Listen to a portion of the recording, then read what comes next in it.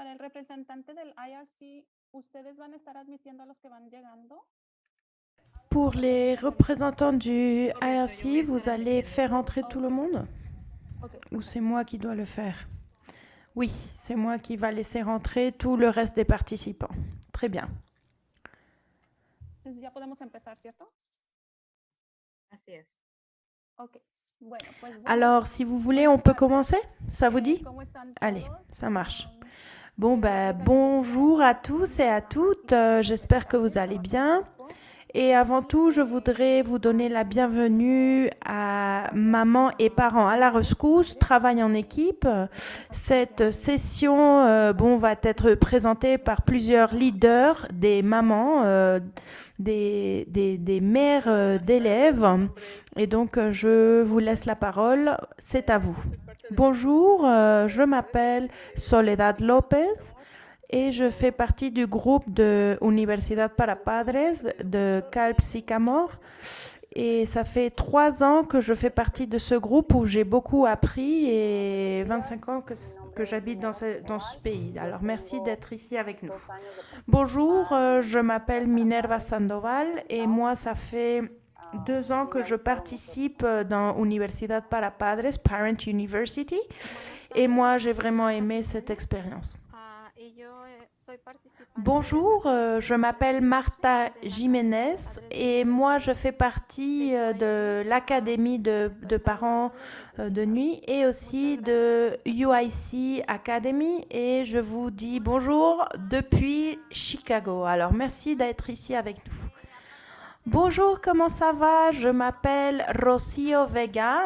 Et en plus d'être une mère de famille qui est tout le temps en train de soutenir la vie scolaire de mes enfants, maintenant je fais partie de ce projet. Donc je vais partager avec vous dans ce merveilleux événement du fait qu'en ce moment on le fait de façon à distance, oui, mais on a été invités pour passer quelques minutes avec vous et partager nos expériences et pour vous présenter ce thème si intéressant que c'est les mamans et les papas à la rescousse, travail en équipe.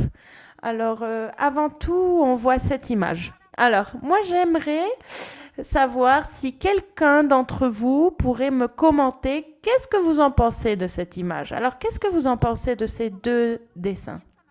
Vous pouvez enlever le mute ou le silence de votre micro et vous pouvez parler. Qu'est-ce que vous en pensez?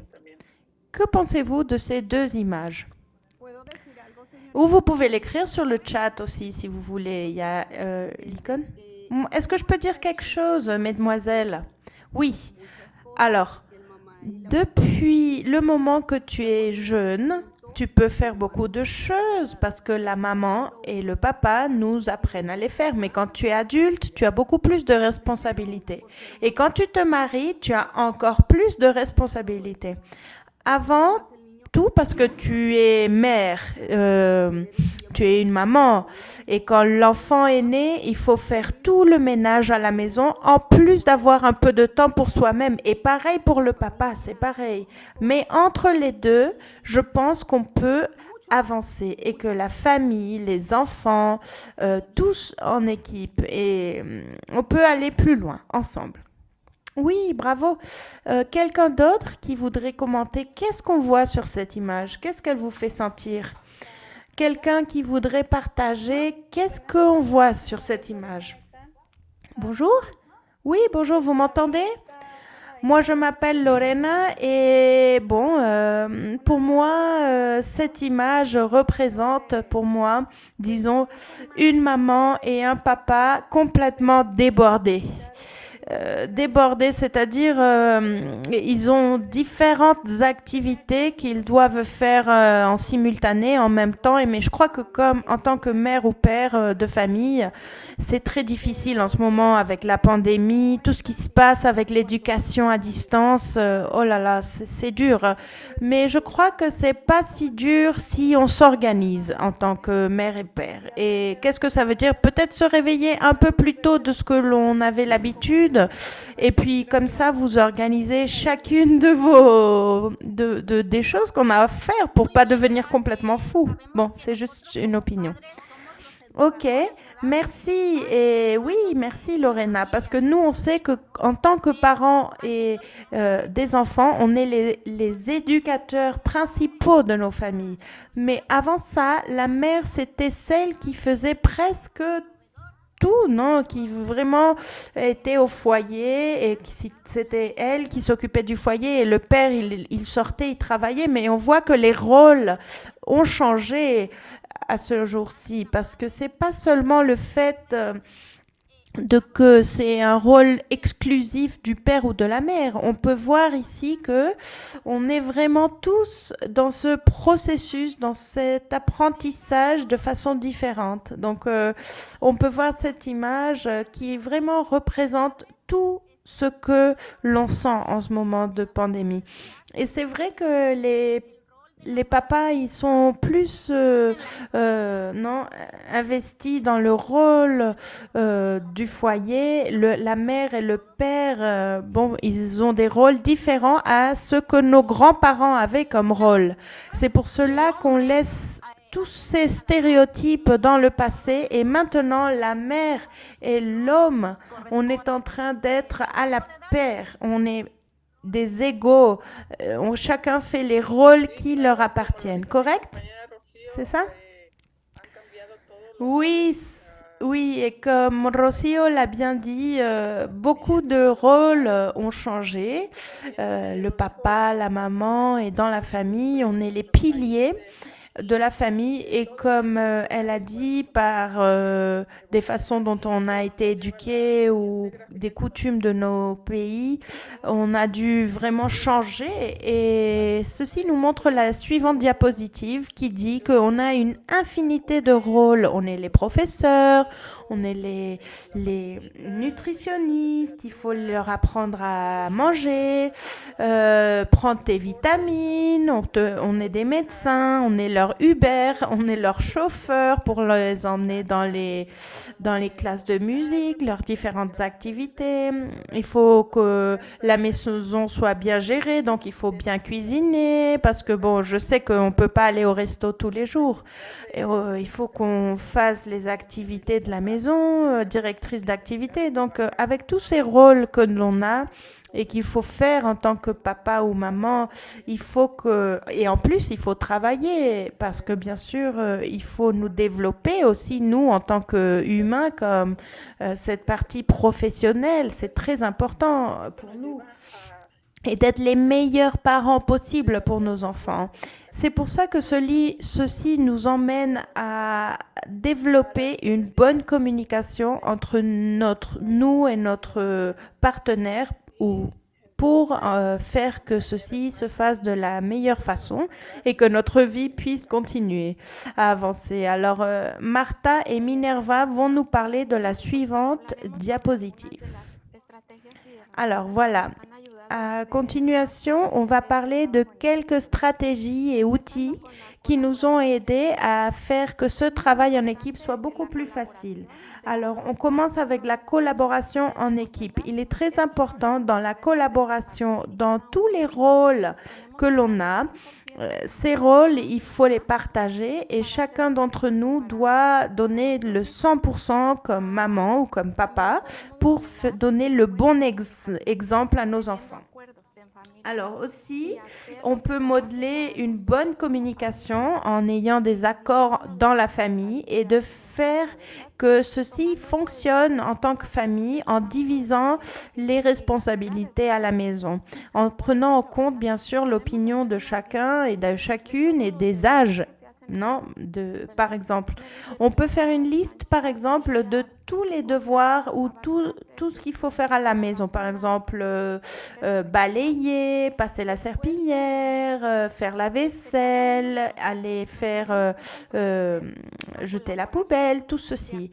Chacun d'entre nous doit vraiment être compromis et avoir cette conviction de vraiment le faire à partir de notre temps et de nos responsabilités, soit l'école, soit le travail, soit d'activités extrascolaires. Et donc, en même temps, quand nous, on montre ces valeurs à nos enfants, c'est important, mais il faut se rappeler que la communauté, la ville, l'État, le pays dans lequel on habite va affecter comment nos enfants voient le monde autour d'eux. Et ces opinions, ben, bien sûr, sont valides et il faut trouver un équilibre entre leur donner une voix, mais aussi les guider, leur ouvrir le chemin, en acceptant leur façon de penser et aussi leurs opinions pour que eux ils puissent prendre les décisions vraiment dans et dehors le foyer et pour que la prise de décision soit beaucoup plus facile. Aussi, il faut essayer d'être flexible et pas parce que nous, on a grandi avec certaines règles ou expectatives, il faut être pareil avec nos enfants. Il faut se rappeler que les devoirs à faire à la maison ou les travaux à faire à la maison, c'est pas quelque chose qui est assigné à un genre spécifique. C'est pas juste les filles ou pas juste les garçons qui font telle ou telle chose. Il faut s'adapter aux changements et apprendre de la communauté dans laquelle on habite pour faciliter ce travail en équipe que l'on fait. Alors, il faut penser ce qui va être mieux, le meilleur pour notre famille et s'il faut changer quelque chose, il faut le changer. Ici, on a mis une liste une idée de changer le chip ou la puce, comme ils disent en anglais, se modifier à fond, c'est-à-dire créer des choses changer les choses pour que tout fonctionne mieux. Et il faut que nous, on crée cette mise à jour, disons, dans notre puce interne, dans notre modification interne, pour vraiment faire un vrai travail en équipe. Minerva, c'est à vous.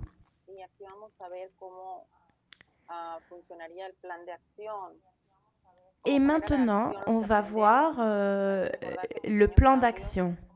Alors, par exemple, mettre en action tout ce que l'on a appris. Il faut se rappeler que les petits changements font des résultats exceptionnels. Et moi, je veux remercier Parents University parce que c'est grâce à cette université pour parents qu'on a été connecté avec une clinique de support pour les parents en espagnol, parce que c'est notre langue materne, sur la participation active. Et c'est là où on a appris sur les papas permissifs versus les parents autoritaires. Ils nous ont beaucoup aidé comment les enfants des parents permissifs sont toujours en zigzag, c'est-à-dire ils n'ont pas de règles, ils n'ont pas de chemin, ils n'ont pas de restrictions, mais faites attention. Attention, parce que les enfants de parents autoritaires, eux, ils sont toujours en cercle. Ils ne peuvent pas sortir de leur, disons, c'est représenté comme ça. Regardez, montrez mes mains. Ils ne peuvent pas sortir, il n'y a pas de permission, il n'y a pas de liberté et aucun de ces deux systèmes fonctionne. En fait, les enfants qui vont en zigzag, qui n'ont pas de chemin, ils veulent écouter un non de temps en temps. Parce qu'ils n'ont pas de chemin à suivre, ils n'ont pas vraiment de route. Et les enfants de parents autoritaires, ceux-ci finissent par... ils sont de façon attrapés, ils ne peuvent pas se libérer. C'est pour cela qu'il faut trouver un équilibre où les enfants peuvent être dans un zigzag, mais un zigzag avec des limites. Eux, ils ont représenté un zigzag, mais avec des limites. Et je crois que ça, c'est très important de souligner. Ainsi que, bon, moi, j'ai beaucoup aimé le fait que dans cette classe qu'on a pris sur la paternité, maternité positive, ils nous ont appris quelque chose que j'ai adoré et j'aimerais vous le partager. On a appris quelque chose d'utile et c'est d'écrire une lettre à nos enfants en disant toutes les choses positives qu'ils font ou qu'ils ont, les atouts, pour qu'ils sachent qu'on les aime et combien on les aime. Et je crois que de le mettre sur le papier, c'est important. Ceci nous a aidé à guider nos enfants, à les connaître mieux. Et c'est quelque chose de merveilleux qu'ils sachent de nous par écrit ce qu'on pense d'eux. Alors vraiment... passer du temps de qualité avec eux, pas seulement quantité, mais vraiment arriver à les connaître à fond parce que des fois, on a plein de choses à faire et on ne se prend pas du temps à les connaître. Et je crois que ça, c'est des outils qu'on peut utiliser pour se rapprocher à eux et qui vont vraiment nous aider à être meilleurs. Alors, ça serait un plan d'action. Et moi, ça m'a vraiment aidé, hein. Le cours de paternité positive a vraiment été crucial pour moi. Alors, allez dans les comités de vos écoles et pour nous, pour les parents, ça nous a aidé profondément à vraiment trouver de l'aide, plus d'aide. On en a besoin. Et donc, je vous encourage à le faire. Maintenant, je passe la parole à Martin. C'est à vous. Antes de continuar, si tienen algún comentario, alguna pregunta. Oui, et avant de continuer, si vous avez des commentaires, faites-nous savoir dans la petite case de chat. Como todos sabemos, Non? ¿verdad? Bon, sans commentaire, alors on continue. Et maintenant, comme on le sait bien, on a un rôle très très important pour le développement, notre amour-propre. Et pour mieux nous connaître, il faut qu'on soit honnête et aussi nous valoriser en tant que nous sommes et reconnaître que l'on a le potentiel pour changer à n'importe quel moment de nos vies. On a le potentiel pour changer et pour être meilleur, des meilleurs êtres humains. Donc, il faut se rappeler que pour nos enfants, la façon dont on se comporte et la façon dont on s'exprime va être l'exemple que eux ils voient comme un modèle, un modèle à suivre.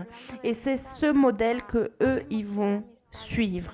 Si par exemple nous on parle d'amis, on sait que bon il y a des amis que par exemple nous paraissent toxiques, des amitiés toxiques. Bon, dans ce cas-là, il faut reconnaître à un certain point qu'il faut s'éloigner de ces relations toxiques.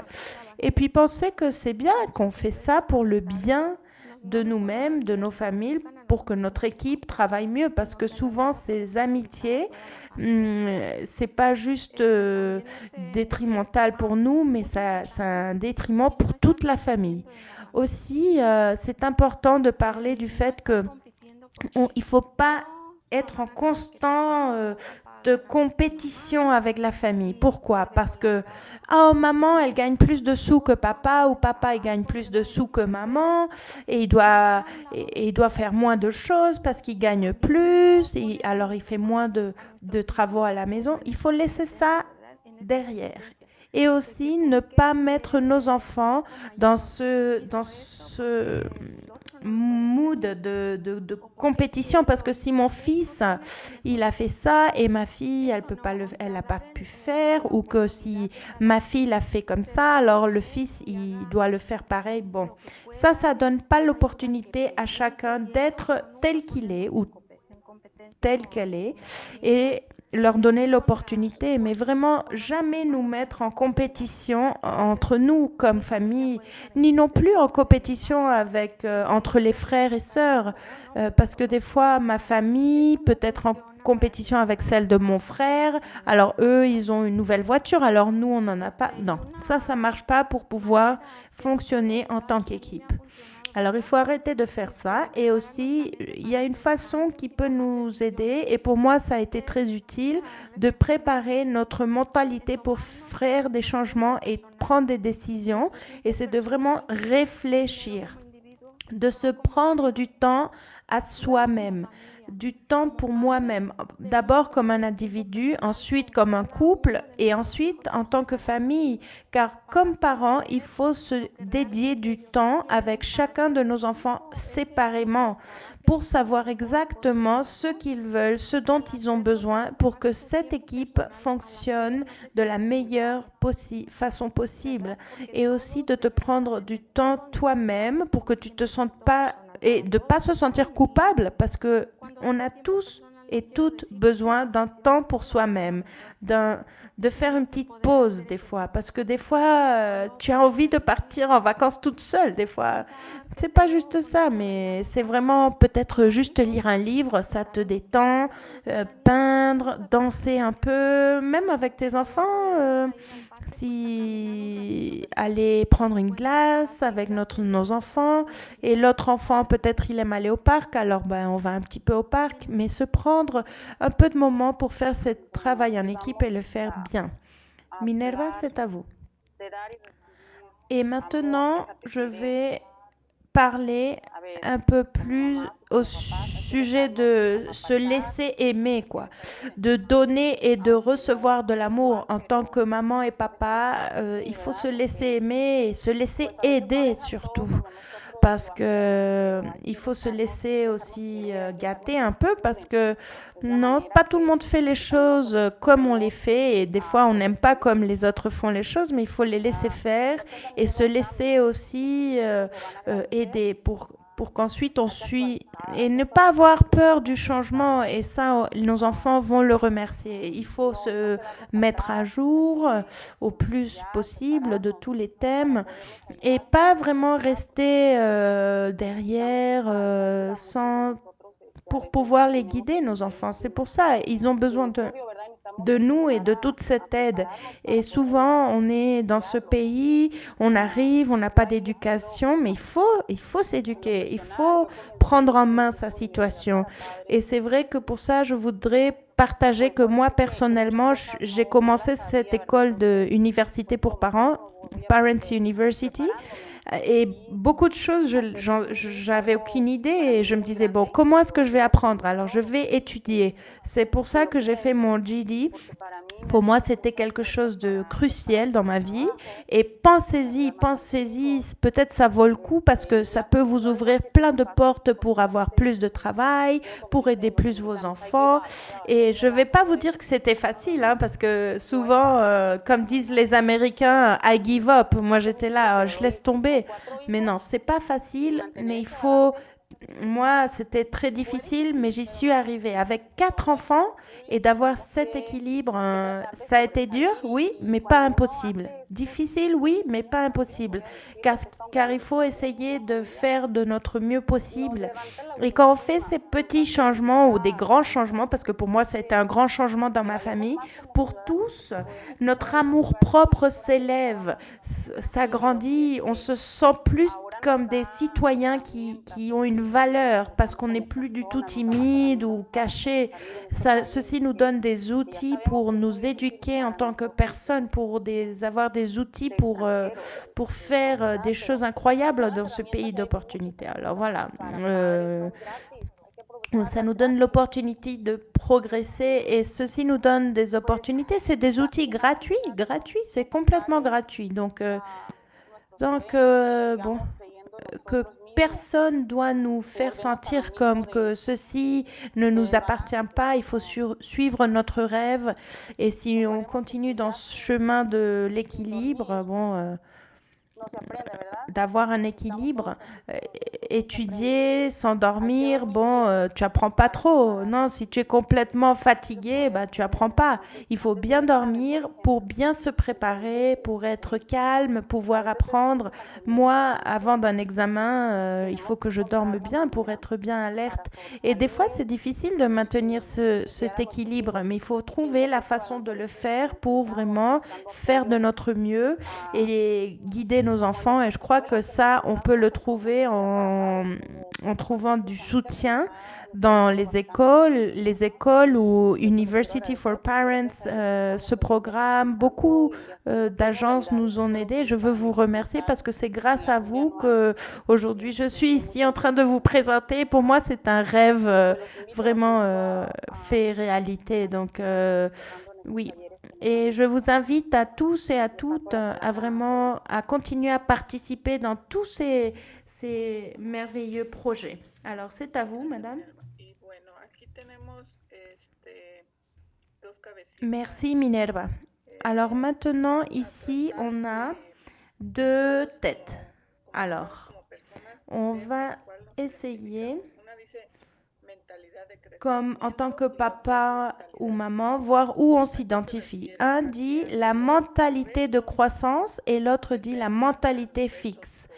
Alors, qu'est-ce que ça veut dire? Que devant tous les défis que l'on voit, ça soit des défis, des préoccupations, des opportunités, quelle est notre mentalité? Comment est-ce que nous réagissons? Alors, des fois, on se dit, oh non, j'y arrive pas, je veux pas pouvoir, oh, le GD, c'est trop difficile, je vais pas arriver. Ou est-ce que je fais plutôt comme la tête bleue, je dis, ok, je vais m'organiser, je vais y arriver. Ça va être difficile, mais pas impossible. Alors, dans quelle mentalité vous trouvez-vous? C'est important de le savoir pour savoir où est-ce qu'on va arriver.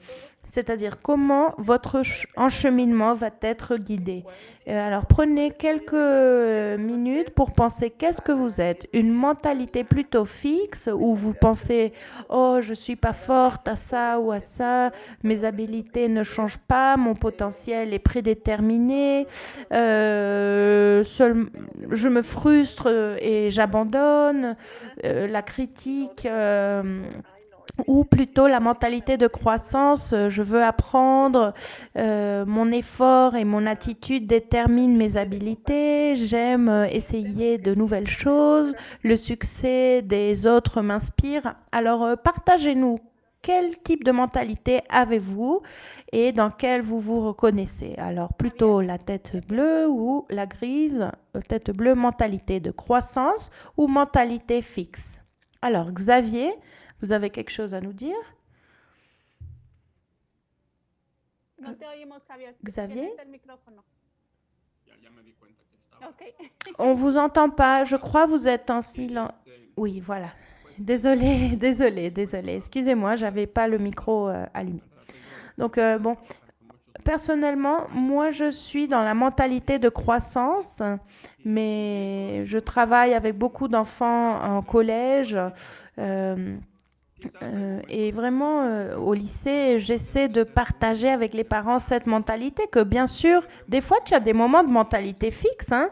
Tu n'es pas tout le temps dans la mentalité de croissance, mais il faut vraiment avoir ce désir d'avoir cette mentalité de croissance. C'est là où tu as l'opportunité d'étendre ces opportunités, d'aller plus loin, de travailler en tant que groupe, de partager avec les autres et vraiment de se rendre compte que nous, on a cette capacité, même si on sent qu'elle est limitée. Alors, oui, merci. Merci, Xavier. Quelqu'un d'autre qui voudrait partager? Véronica Medrano, je crois, elle voulait dire quelque chose. Bonjour, je m'appelle Véronica Medrano et je crois que dans notre opinion, tous ceux qui sommes et toutes celles qui sont connectées ici, on est dans le côté de mentalité de croissance. Pourquoi? Parce qu'on se prend un moment de notre journée pour être ici, même si c'est le week-end, même si c'est samedi, on pourrait être ailleurs, mais on est ici, on se prend le temps d'apprendre comment on peut aider nos enfants, comment s'accroître comme des êtres humains, donner l'exemple à nos enfants. Et c'est pas seulement qu'on dit allez à l'école, faites ce que vous voulez, essayez des nouvelles choses, mais nous on le fait pas. On sort de notre zone de confort et ça c'est génial parce que pour que eux puissent nous voir comme enfants et ils disent bon ne le faites pas comme ça, mais c'est nous, on donne l'exemple et c'est vraiment ça qui compte. Excellent point de vue, Véronica. Et donc, comme je disais, on éduque avec l'exemple. Donc, plus que ce qu'on dit.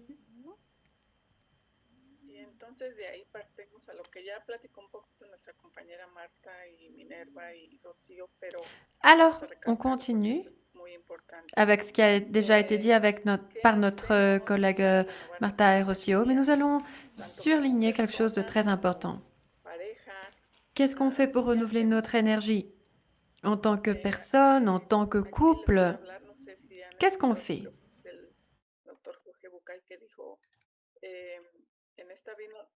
Ici, je vais vous parler un petit peu. Je ne sais pas si vous avez déjà écouté d'une personne qui a dit que dans cette vie, il faut vraiment ne pas s'oublier d'avoir des amants.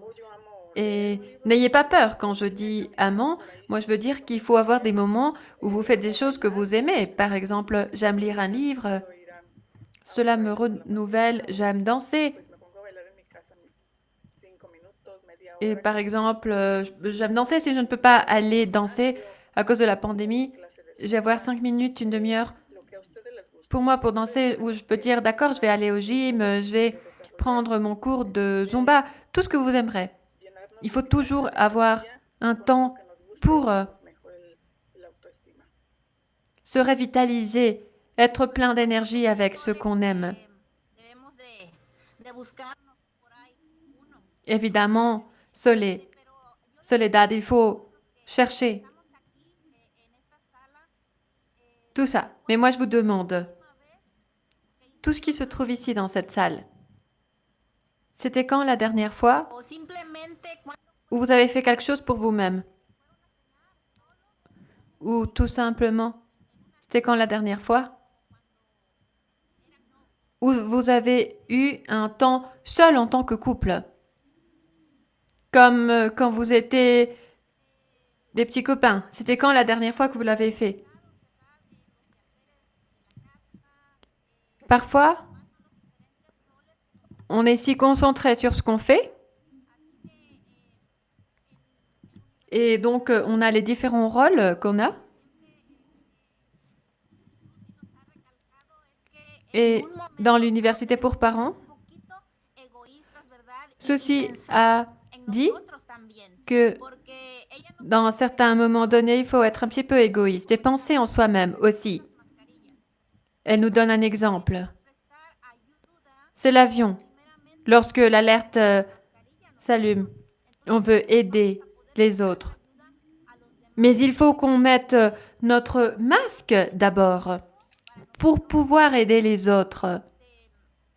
Il faut aussi avoir ce temps pour nous-mêmes afin d'aider les autres. Par exemple, on pourra apprendre à écouter notre corps. Qu'est-ce que notre corps nous dit? Est-ce qu'on est fatigué? Bon, alors on va avoir un petit temps pour se reposer. Tout simplement, on veut avoir cette pause. Donc, moi, je vous demande encore une fois, c'était quand la dernière fois que vous avez fait quelque chose pour vous-même?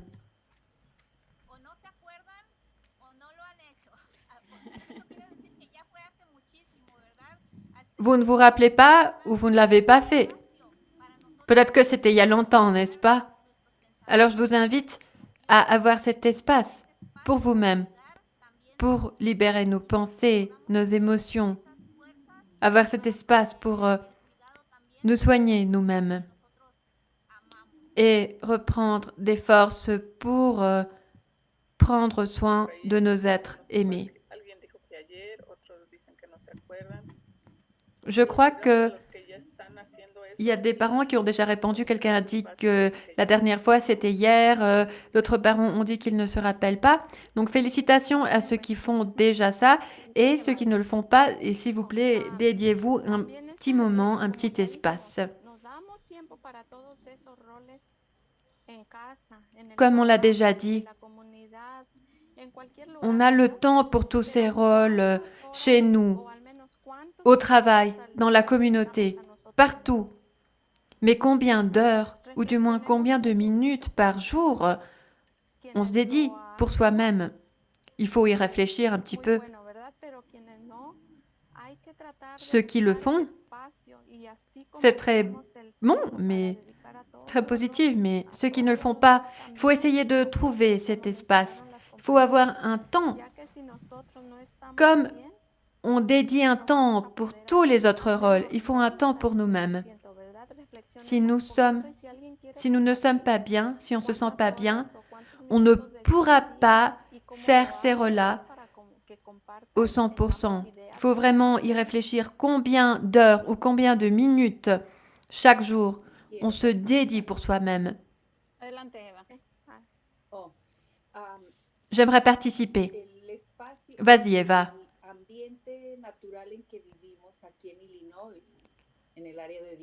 L'environnement naturel dans lequel on vit ici, à Illinois, dans la zone où je me trouve, est un endroit privilégié. Parce que l'on peut voir les merveilles de chaque saison de l'année. Et chacune de ces saisons nous offre un paysage différent. et une façon énergisante différente. Donc tout simplement profiter de ce qu'on a. Il n'y a pas tant de choses à faire supplémentaires qui requièrent un effort, mais profiter de la nature, c'est une chose que moi je fais tous les jours. J'ai des plantes chez moi et je peux profiter de cette énergie que les plantes me transmettent en hiver et aussi lorsque je sors, lorsqu'on voit la neige, c'est une façon d'avoir cette énergie, cette revitalisation que l'on n'a pas partout dans le monde. Donc, j'adore le réseau qui a été fait dans l'université pour parents, donc c'est pour ça que je reste ici. Et voilà, je vous invite à que vous preniez du temps pour vous-même. C'est un temps de qualité qui sera multiplié. Une fois que l'on a cette énergie, cela sera multiplié Excelente vers comentario, tiene l'alentour. muchísima razón. Voilà. Estamos por decir, como ir a bailar, simplemente el admirar todo lo C'est que un se dijo. commentaire excellent, c'est-à-dire on n'a pas besoin d'aller danser, mais tout simplement admirer le paysage. Voilà. C'est un temps que l'on s'est dit pour soi-même. On fait quelque chose qu'on aime, quelque chose qui va nous aider. Alors, je pense que Benjamin a quelque chose à dire. Vas-y, Benjamin.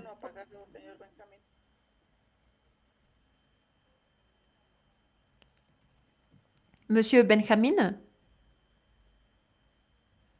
Puede Bueno, a ver si... está sin micrófono, lo necesita. Est-ce que vous pouvez connecter votre microphone? Mientras Vous Benjamín devez activer votre microphone. puede activar su micrófono. Alors, pendant que ¿Alguien más tiene algún otro comentario? Benjamin activera son microphone, est-ce que quelqu'un d'autre a des commentaires? Allô? Oui, bonjour. Bonjour, c'est Benjamin. Donc, je pense que c'est vrai. Nous avons besoin d'un temps pour nous-mêmes. Par exemple, pour aller se promener, pour lire, ou du moins se libérer un petit peu de tant de problèmes que l'on a au travail, Muy bien. pour Gracias. être bien chez soi et être bien avec les enfants. Voilà tout. Merci. Ce temps qu'on se dédie à soi-même, le temps libre, Mi persona. il faut que tu le dédies à toi-même, pas à une autre personne, mais à moi-même. Je vais le dédier à moi-même. Voilà, c'est une façon de nous réinventer en tant qu'être humain, en tant que parents. Il faut nous réinventer dans tous les rôles qu'on représente. On n'est pas seulement des mamans ou des papas, on est aussi des oncles, des tantes, des grands-pères, des grands-mères. Et alors, qu'est-ce qu'on peut faire pour commencer à se réinventer, pour avoir cet équilibre? Il faut faire une liste. Mais pas une liste du supermarché, c'est une liste pour dire qu'est-ce qu'on veut faire. Quel poids veut-on retirer? Qu'est-ce qu'on va laisser aller? Qu'est-ce qu'on va reprendre?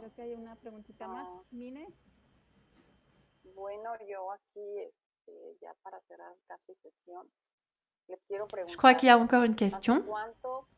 Minerva? Oui, presque pour fermer la séance. J'aimerais vous demander, ça fait combien de temps que vous ne vous serrez pas dans les bras, que vous ne vous faites pas un câlin? Donc, allez-y, on va se faire un câlin. Parce que je dois m'aimer pour aider les autres. Il faut que je m'aime d'abord pour aider les autres. Allez, on se fait un câlin. On se fait un câlin. C'est bon, n'est-ce pas? Oui, ça, on en a besoin. Allez-y, encore une fois, encore une fois. Ça nous encourage beaucoup, toujours, le fait de s'aimer.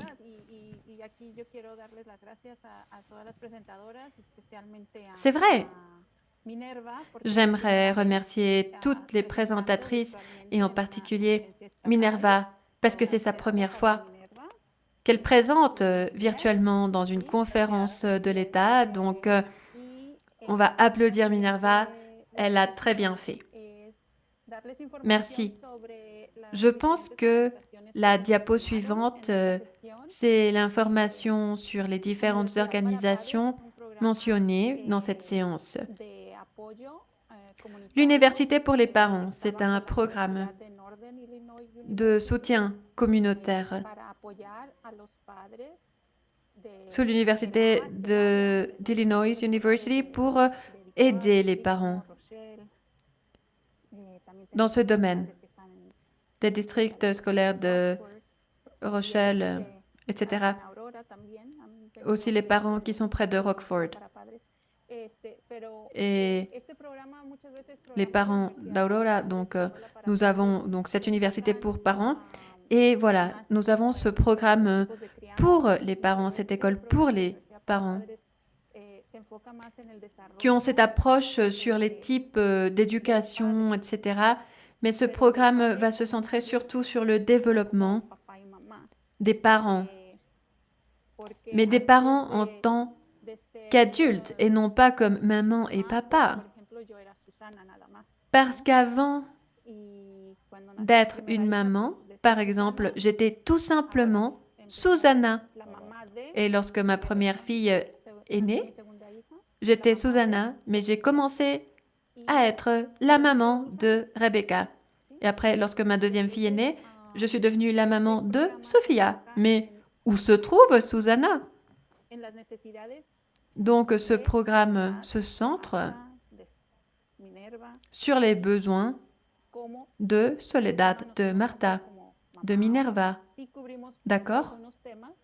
En tant qu'être humain. Et non pas en tant que maman et papa. Oui, parfois on voit quelques sujets sur l'éducation, la famille, etc. Mais la partie principale, c'est cela. Nous avons plusieurs exemples. Cet été, nous aurons la première maman qui a commencé et qui avait déjà donc une licence de l'université d'ici. Et maintenant, elle aura son master en conseillère éducative. Elle sera une conseillère bilingue de la Deagle High School. Et c'est très nécessaire. Donc, il y a d'autres parents qui ont commencé à recevoir des certifications dans le collège communautaire, etc., où qu'ils se trouvent. Donc, on soutient cette partie-là. L'Académie d'ILAGE des parents, c'est une organisation sans fin lucrative dans l'État d'Illinois. Elle se centre dans le soutien des parents sur comment aider leurs enfants vers une carrière universitaire.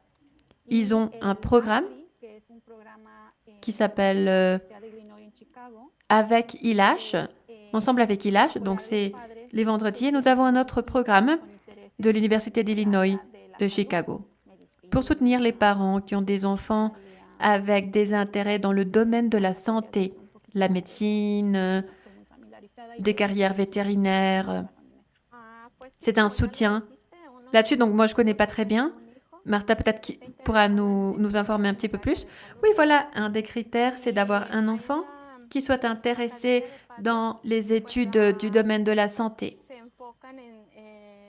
L'Académie des parents se centre sur 5 domaines. Le leadership, la santé, l'éducation, la communication dans les familles,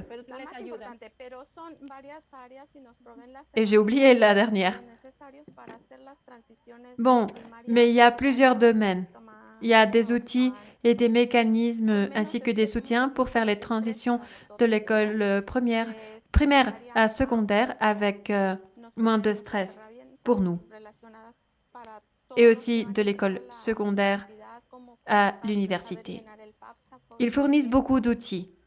Pour tous ceux qui vont entrer à l'université, ils expliquent comment remplir les différents critères, comment remplir le processus d'admission, toute la documentation. Et après cela, comment choisir l'université qui soit d'accord à ce que l'enfant désire, mais aussi à la situation financière que l'on a. Comment interpréter toutes ces informations. Moi, je vous invite, si vous voulez participer, entrez chez appli@wic.edu et vous aurez toute l'information. À présent, tout est virtuel. Voilà, vous avez les adresses mail pour que vous puissiez être en contact avec les organisations différentes au cas où vous serez intéressé. Comme Martha l'a dit, le grand avantage, c'est que tout est virtuel à présent. Et lorsqu'on sera en présentiel, on trouvera le moyen de garder la partie virtuelle pour ceux qui se trouvent loin. Une question. Est-ce qu'il y a un coût? Non, c'est gratuit. Et par exemple, dans l'université pour des parents, à la fin de chaque cycle scolaire, ils reçoivent un certificat de participation. Le cycle scolaire, c'est à partir d'août jusqu'à mai. Merci. Pour nous, c'est de septembre à mai. C'est aussi gratuit. Et l'autre point mentionné, c'est celui de développement personnel pour nous. Exactement. Et celui d'ILAGE, si vous envoyez l'adresse mail, on va voir les séances. Parce que c'est 2 vendredis, mais ce n'est pas tous les vendredis. Donc, on va voir les dates. Les dates et les sujets. Une question. Donc, vous vous réunissez tous les vendredis dans un certain endroit où c'est virtuel. Pour l'instant, c'est virtuel. D'accord. Oui, je suis intéressée. Parfait. Donc, envoyez un message à cette courriel. Et donc, si vous voulez l'université pour les parents, pour l'ILAGE, ça va dépendre de vos intérêts. Et on pourra vous fournir plus d'informations. Vous pourrez prendre votre décision. Peut-être que vous pouvez être dans un programme ou dans les 3. C'est pas grave. D'accord, merci. Merci beaucoup et bon après-midi. Merci. Merci beaucoup.